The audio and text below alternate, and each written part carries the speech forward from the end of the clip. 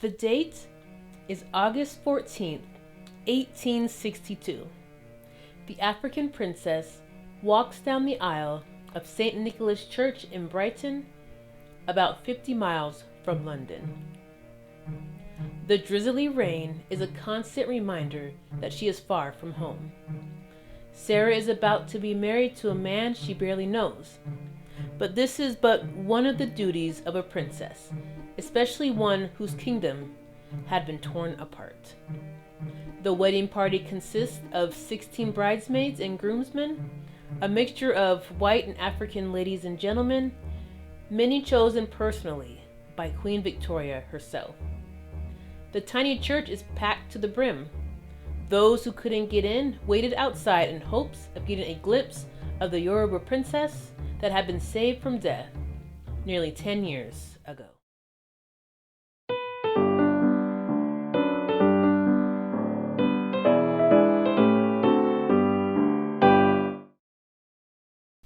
First, some background.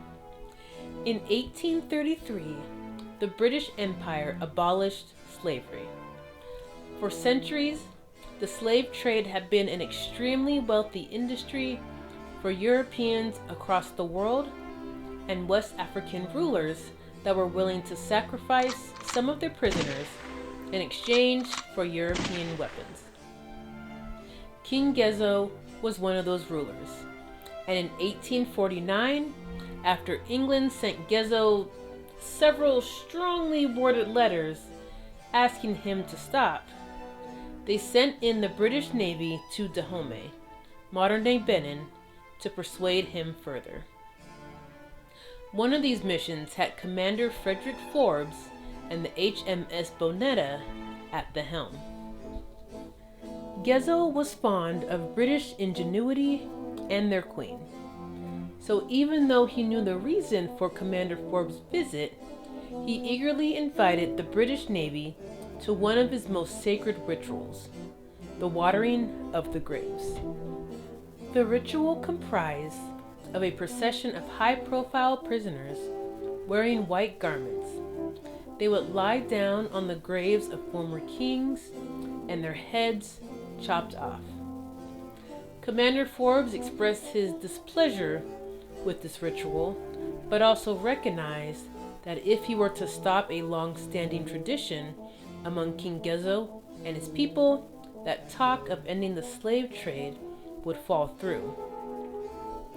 That is, until he saw a little girl around the age of 7 wearing white garments about to be sacrificed like the others. She had special tribal markings on her face, which was a sign of royalty. Forbes demanded to spare the girl's life. At first, Gezo refused, explaining that because she was a princess of an enemy kingdom, she would make a great sacrifice for the ancestors. Forbes then did something that could have potentially ended his life and the lives of his men. He threatened Gezo, told him that if he did not spare the girl, then the British Navy would declare war on him, and even worse, he would lose the respect of Queen Victoria.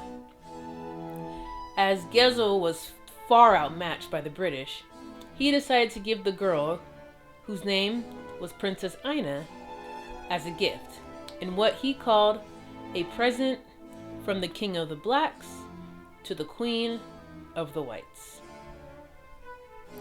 Princess Aina was in terrible shape. She had been in captivity with very little food or water for 2 years. Born in the village of Victorian around 1843, a neighboring tribe had killed her parents and siblings. Gezo would have sold Aina into slavery if not for the markings showing her status. Forbes brought Aina to a group of English missionaries that lived in the area. The missionaries bathed her, gave her food, clothes, fresh water, and then baptized her. When the missionaries asked Forbes what her Christian name should be, he told them to name her Sarah Forbes Bonetta, as he had plans on adopting her himself, with the Queen and his wife's permission, of course. On the way back to England, Sarah grew close to Commander Forbes, sticking by his side for most of the trip.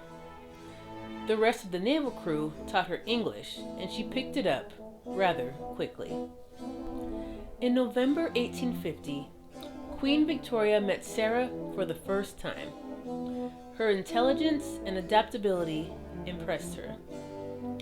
Not only did the Queen allow Sarah to stay with Forbes and his family, she paid for all of her living expenses as well. Sarah moved in with Forbes, his wife Mary, and their 4 children. She frequently visited Queen Victoria and played with her children, many of whom were around her age. Teachers privately tutored Sarah in art, literature, and music. She thrived in her new home. But her first English winter hit her hard, because England only has 2 seasons, winter and July. Sarah frequently had coughing fits and respiratory issues. The Queen's doctors decided that acclimation of a harsher climate had negative effects on her health and recommended that she move back to Africa. She arrived in Sierra Leone in 1851 and began attending the Female Institute, run by the Church Missionary Society, a group of British missionaries who dedicated themselves to converting the native population and educating them in the ways of the British. The girls that attended wore British clothes, could only speak English, and were heavily pressured into giving up a lot of their own culture. Worse still, the missionaries rarely viewed the Africans as equal to them. In walked Sarah. The Queen pays for her room, board, and education herself. She is fluent in English and eventually French, a star pupil in piano and singing. Businessmen and aristocrats, both African and British, came from all over to see the brilliant foster daughter of Queen Victoria. And it made her a target of hate and resentment, both from the students and staff. She had her own room, where the other girls stayed in dorms. The amount paid for her supplies was 5 times higher than the other students, and when she sent letters to the Queen responded. And Sarah was miserable. On top of that, Commander Forbes caught malaria on one of his tours in Africa and passed away. And the news of King Geza's army advancing out of Dahomey probably didn't put her at ease. Sarah wrote letters to the Queen begging her to let her come back to England. At first, the Queen refused, citing Sarah's fragile health as the reason. But 4 years later, the Queen finally agreed. Now 12 years old, Sarah had hoped she could go live with the Forbes family again. But Mary Forbes was now a single mother with 4 children to raise on her own, and it wasn't sustainable for her to live there. So she moved in with James and Elizabeth Shone, and their 7 children. The Shones were missionaries and had heard of Sarah while they were in Sierra Leone. Their home was also less than an hour away from the palace. Sarah became known for being charismatic and outgoing. During church services, she would sit next to people she didn't know who found her, let's just say, fascinating. She became friends with all 7 of the Shone children as they were all homeschooled together. A year after being in England, Sarah's health declined again. Doctors prescribed warm clothes for her at all times. Even Queen Victoria, who was well known for never turning on the heat, despite the entire palace freezing, Vicky, made sure the fireplace was on when she came to visit. I want to take a few moments to address something. Why is a girl of African descent being treated so well by the 19th century British upper class? The truth is, Queen Victoria had several people of color in her circle, They owned all of this. But it wasn't because of an exchange of cultures, but more of a forced assimilation of British culture onto others, erasing language and culture and educating everyone in the proper way, the British way. It was the British Empire's biggest flex, and it's still felt all around the world today. Sarah was honored as an African princess when attending functions, but she was treated as more of an exotic rarity who happened to learn English than a person with full autonomy. Sarah had been living with the Shone family for almost 5 years when she received a letter from a man named James Davies. In the letter was a proposal for marriage. Davies had met Sarah once at the Female Institute when she was 12 and he was 25. I mean, at least he waited until she was 17 to propose, I guess. Different times indeed. Queen Victoria was absolutely going to be the one to approve or disapprove any of Sarah's potential suitors. On paper, Davies was an excellent match. An African man born and raised in Sierra Leone, came from a wealthy family, had a British education, was a naval officer, and owned several businesses. Queen Victoria urged Sarah to accept his proposal, but Sarah wanted to marry for love. This may not come as a surprise, but Queen Victoria's views on marriage were very Victorian. She believed it was a woman's duty to marry. Victoria's own daughters had been betrothed since they were young teenagers. Victoria had invested much into Sarah, and marrying Davies secured Sarah's future. The 17-year-old still refused, even as Victoria made it clear that there were few suitors she would approve of. In short, I am not amused. There were other Africans that lived in Britain, but they were mostly students, laborers, servants, and not considered suitable partners for her. Sarah was happy living with the Shone family, comfortable and treated with love. She hadn't even considered marriage. So if Sarah would not decide to marry James Davies on her own, Queen Victoria had plans to force her to make that decision. Her first move, taking her out of the home of the Shone family and moving her into the home of Sophia Welsh and Barbara Simon, two widowed sisters in their 60s, 50 miles away. Sarah hated it there. She had nothing in common with the two women, and her friends were miles away. She became depressed. In a letter to Mrs. Shone, she wrote she was in a state of mental misery and indecision.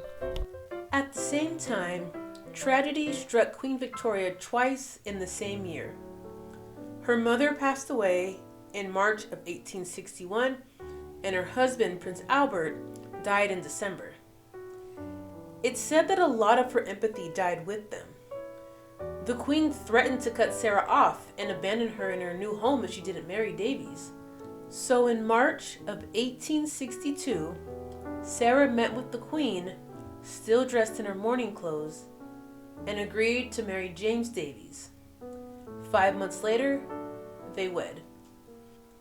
Sarah and her new husband moved back to Sierra Leone, and Sarah became a teacher at the Female Institute where she had once been a student. Immediately, she clashed with the missionaries there, many of whom had been her former teachers. Sarah believed that the children of Sierra Leone should learn about the culture and history of their homeland before learning about English culture, while the missionaries still leaned into the view of African culture being primitive. Despite the pushback, a year later, at 19, she was to be named headmistress of the school, but turned down the position when she found out she was pregnant. Sarah and Queen Victoria still maintain a good relationship after she married. They wrote to each other frequently, and in 1863, Sarah wrote the Queen asking if she could name her newborn daughter after her. Not only was Victoria flattered, she also sent the baby a gold cup, knife, spoon, and fork engraved with "To Victoria Davies from her godmother Victoria, Queen of Great Britain and Ireland, 1863. When the young family moved to Lagos, Nigeria, Queen Victoria made sure they had their own security in the form of Royal Navy Guards. And in 1867, the Queen invited them to England for Christmas. She showered the family with gifts, including a doll and a gold locket with diamonds for 4-year-old Victoria Davies. Teaching had become a passion for Sarah. While in Lagos, she resumed her career. She had 2 more children, Arthur and Stella. They educated all 3 children in Nigeria and England, and the family frequently traveled. Unfortunately, that all came to a halt in the late 1870s. James Davies had a series of unsuccessful businesses, placing the family in economic hardship. The stress made Sarah's health deteriorate, and she had to quit her job. When she wasn't recovering, they sent her to Funchal, Madeira, Portugal, well known at the time for treating respiratory illnesses. Sarah stayed in a hotel while doctors treated her. 6 months later, in the spring of 1880, she felt strong enough to go home. However, her health took a turn for the worse shortly after that. Sarah Forbes Bonetta Davies died on August 15, 1880, at the young age of 37. Queen Victoria learned of her death 8 days later and broke the news to Victoria Davies, who was now 17 and living in England. Queen Victoria supported Sarah's older daughter until the Queen's death in 1901. Sarah's wishes were to be buried at sea like Commander Forbes, so that it may reunite her with her father figure. They denied her request. She's buried in Funchal, and it was only recently that she was given a burial marker. And when I say recently, I mean 2020. That's 140 years after her death. Her husband built a monument for her on a cocoa farm he started.